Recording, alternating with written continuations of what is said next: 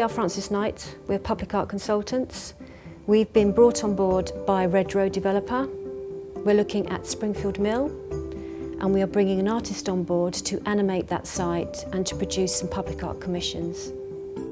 I'm really lucky because it's a site that's got a huge, rich history, and the love that people felt for that place and the knowledge they were able to share with me was incredible. I think that's the great thing about this project. Everyone I've spoken to has been so generous with their time and their knowledge.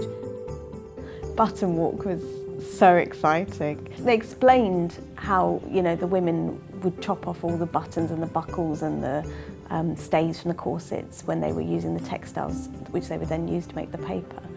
And they explained that it was kind of got chucked in the pond, and that there would be buttons and everything around the pond. And I had been told that, but I hadn't really understood that I would still be able to see these buttons and buckles and everything. And I sort of thought, well, either they're not there anymore, or you'd have to kind of dig down to find them. And I kind of went through all the nettles to said, are we allowed to go in? And sort of went through, and you didn't even have to scuff the surface with your shoe. It was there, absolutely, they were just everywhere. It wasn't like you walked and then, oh look, there's a button, which was like the best case scenario I was hoping for.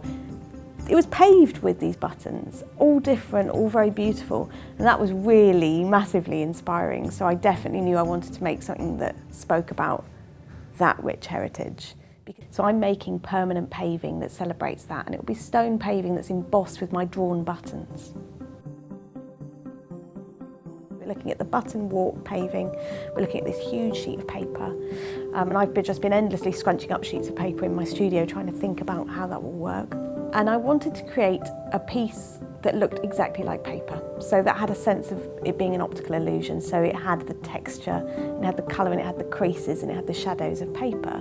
Now this is a hard thing to make because you can't make it out of paper. So it's going to be made out of metal, and there's lots of ways of making it, but we're going to be making it so that it's all creased and it looks like a giant piece of paper kind of held on its corner. The third thing we're looking at is a heritage trail. So because the heritage of the site is so interesting and diverse, we want to retain it in some way. We really want people, generations and generations away, to kind of know what happened there.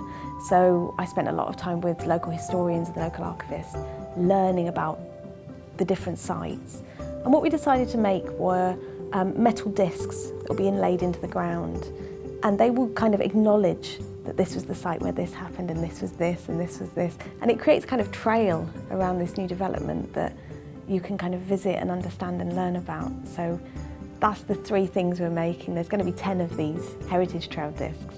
So I've got a lot of work to do, but it's going to be really exciting. Redrow are really interested in creating community, not just a place for people to live. It's a place for people to live and enjoy, and a home, part of a community. And art folds into that, along with landscape and ecology and an understanding of the history of the area. And at Springfield, the art has really sort of underpinned that sort of community history lesson almost, in that we're paying a homage, but through art, through what the site was in its past. I think what we're doing here has sort of caught the taste of everybody in the team. We're really excited by the work that Kerry's produced, and can't wait to get it in the ground, basically.